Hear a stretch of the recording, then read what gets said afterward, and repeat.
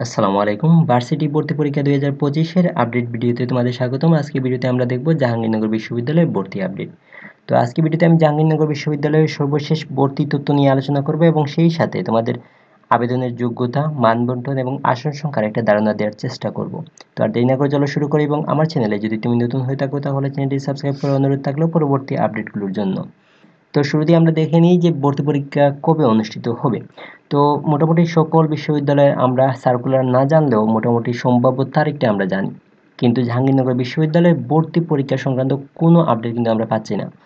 কয়েকদিন আগেই তোমাদের ভর্তি কমিটির মিটিং হওয়ার কথা ছিল, কিন্তু আন্দোলনের কারণে সেই মিটিংটা স্থগিত করা হয় এবং শোনা যাচ্ছে তোমাদের জাহাঙ্গীরনগর বিশ্ববিদ্যালয়ে ভর্তি প্রক্রিয়া সংক্রান্ত বিষয় নিয়ে ভর্তি কমিটির মিটিং আগামী 1 ডিসেম্বর হওয়ার সম্ভাবনা আছে। তো যদি মিটিং হয় বা মিটিংয়ে কী সিদ্ধান্ত নেওয়া হয় সেটা তোমাদের আমি জানিয়ে দিব। তুমি শুধু আমার চ্যানেলটি সাবস্ক্রাইব করে রাখতে পারো যদি আপডেটটা পেতে চাও। তো আমরা যদি আরেকটু সামনে যাই, তোমাদের জাহাঙ্গীরনগর বিশ্ববিদ্যালয়ে ইউনিট যেগুলো আছে A B C C one D E এবং আইবি ইউনিট, সবগুলো ইউনিটের আসন সংখ্যা তোমরা এখানে দেখতে পাচ্ছ। এ ইউনিটে হচ্ছে 446টি, বি ইউনিটে 386টি, সি ইউনিটে 388টি, সি ওয়ান ইউনিটে 64টি, ডি ইউনিটে 310টি, ই ইউনিটে 200টি এবং আইবি ইউনিটে হচ্ছে 50টি।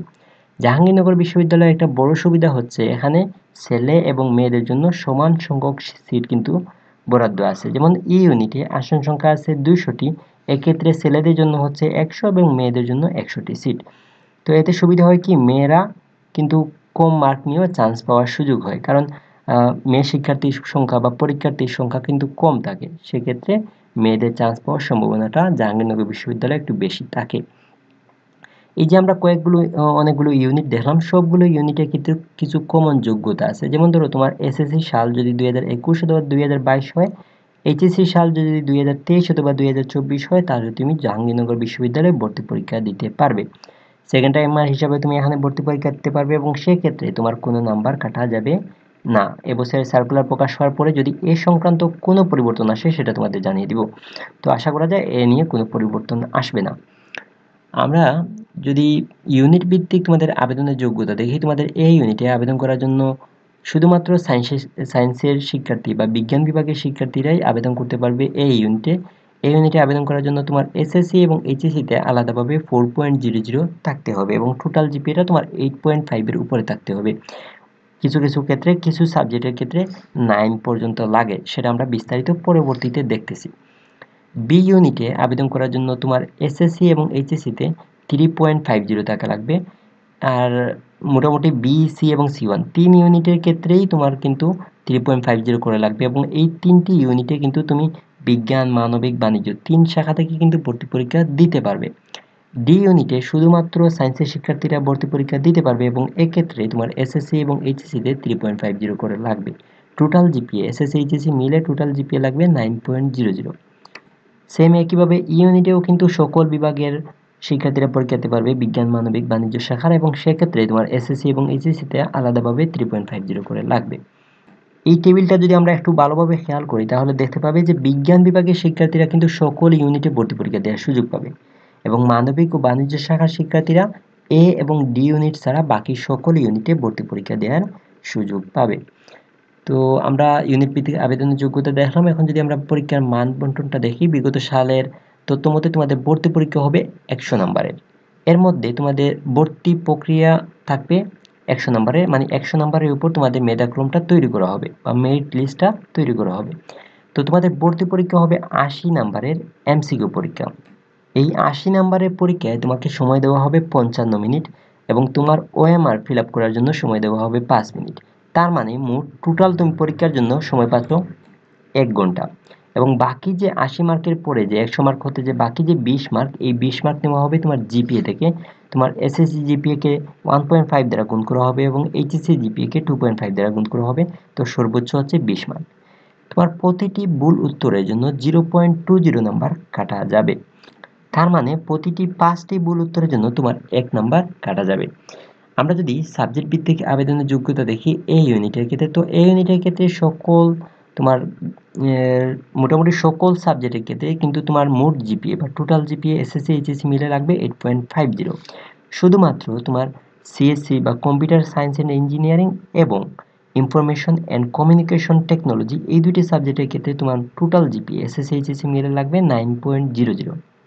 এছাড়া আবার এই সাবজেক্টগুলোতে পড়ার জন্য তোমার আলাদা কিছু শর্ত আছে উচ্চ মাধ্যমিক পর্যায়ে। তো গণিত সাবজেক্টে পড়ার জন্য তোমার উচ্চ মাধ্যমিকে বা এইচএসসিতে গণিতে এ গ্রেড থাকতে হবে। পরিসংখ্যানে পড়ার জন্য তোমার গণিত ও পরিসংখ্যানে ন্যূনতম এ গ্রেড থাকতে হবে। রসায়নে পড়ার জন্য তোমার রসায়ন ও গণিতে আলাদাভাবে এ গ্রেড থাকতে হবে। পদার্থতে পড়ার জন্য তোমার গণিত এবং পদার্থে আলাদাভাবে এ গ্রেড থাকতে হবে। ভূতাত্ত্বিক বিজ্ঞানে পড়ার জন্য তোমার পদার্থ, রসায়ন, গণিতে আলাদাভাবে এ গ্রেড থাকতে হবে। সিএসসিতে পড়ার জন্য তোমার পদার্থ, গণিতে এ প্লাস থাকতে হবে। পরিবেশ বিজ্ঞানে পড়ার জন্য তোমার গণিত, রসায়ন, পদার্থ, জীববিজ্ঞানে আলাদাভাবে এ গ্রেড থাকতে হবে। ইনফরমেশন অ্যান্ড কমিউনিকেশন টেকনোলজিতে পড়ার জন্য তোমার গণিত ও পদার্থবিজ্ঞানে আলাদাভাবে এ গ্রেড থাকতে হবে। এই শর্তগুলো যদি এবছরের সার্কুলারে কোনো পরিবর্তন আসে সেটা তোমাদের আমি আপডেটটা জানিয়ে দিব। আশা করা যায় এই পরিবর্তনগুলো আসবে না। তো বি ইউনিটের সাবজেক্টগুলোর আবেদনের যোগ্যতা যদি আমরা দেখি, বি ইউনিটের সকল সাবজেক্টের জন্য তোমার টোটাল জিপিএটা এসএসসি এইচএসসি মিলে 8.00 লাগবে এবং সেক্ষেত্রে তোমার বাংলা এবং ইংরেজির শর্ত কিন্তু দেওয়া আছে। এটা ভালোভাবে খেয়াল করো। তোমাদের অর্থনীতির জন্য তোমার ইংরেজি, গণিত অথবা অর্থনীতিতে আলাদাভাবে এ গ্রেড থাকতে হবে। ভূগোল, পরিবেশ, সরকার ও রাজনীতি, নৃবিজ্ঞান, নগর ও পরিকল্পনা, অঞ্চল পরিকল্পনা, এই সাবজেক্টগুলোর জন্য কিন্তু তোমার বাংলা ও ইংরেজিতে এ গ্রেড লাগবে। লোক প্রশাসনের জন্য ইংরেজিতে এ গ্রেড লাগবে। আইন ও বিচার বিভাগের জন্য বাংলা ও ইংরেজিতে আলাদাভাবে এ গ্রেড লাগবে। তোমার সি এবং C1 ইউনিটের ক্ষেত্রে যদি আমরা দেখি, তোমাদের সি ইউনিটের ক্ষেত্রে সকল সাবজেক্টের জন্য টোটাল জিপিএ লাগবে 8.00 এবং তোমাদের ইতিহাস, দর্শন, প্রত্নতত্ত্ব, আন্তর্জাতিক সম্পর্ক, জার্নালিজম সবগুলো সাবজেক্টের জন্য বাংলা এবং ইংরেজিতে আলাদাভাবে এ মাইনাস লাগবে। ইংরেজি সাবজেক্টের জন্য তোমার মাধ্যমিক এবং উচ্চ মাধ্যমিক মানে এসএসসি এবং এইচএসসিতে আলাদাভাবে ইংরেজিতে এ গ্রেড লাগবে। বাংলা সাবজেক্টটি পাওয়ার জন্য তোমার বাংলায় এ মাইনাস এবং ইংরেজিতে ন্যূনতম বি গ্রেড থাকা লাগবে। আমরা যদি ডি ইউনিটের ক্ষেত্রে দেখি, ডি ইউনিটে প্রতিটা সাবজেক্টের জন্য তোমার টোটাল জিপিএ এসএসসি এইচএসসি মিলে 9.00 থাকতে হবে এবং আলাদাভাবে তোমার এসএসসিতে 4.00, এইচএসসিতে ন্যূনতম 4.00 থাকতে হবে। বেশি হলে কোনো সমস্যা নেই। উদ্ভিদ বিজ্ঞান এবং প্রাণীবিদ্যা এই দুইটা সাবজেক্টের জন্য তোমার জীববিজ্ঞানে এইচএসসি লেভেলে এ মাইনাস থাকতে হবে। ফার্মেসি সাবজেক্টের জন্য রসায়ন, জীববিজ্ঞানে আলাদাভাবে এ গ্রেড, পদার্থ ও গণিতে ন্যূনতম এ মাইনাস গ্রেড থাকতে হবে। প্রাণ রসায়ন ও অনুপ্রাণ বিজ্ঞানের জন্য তোমার রসায়ন ও জীববিজ্ঞানে আলাদাভাবে এ প্লাস গ্রেড থাকতে হবে। মাইক্রোবায়োলজির জন্য তোমার রসায়ন ও জীববিজ্ঞানে আলাদাভাবে এ গ্রেড থাকতে হবে। বায়োটেকনোলজি অ্যান্ড জেনেটিক ইঞ্জিনিয়ারিংয়ের জন্য রসায়ন, পদার্থ, জীববিজ্ঞান ও গণিতে এ গ্রেড থাকতে হবে।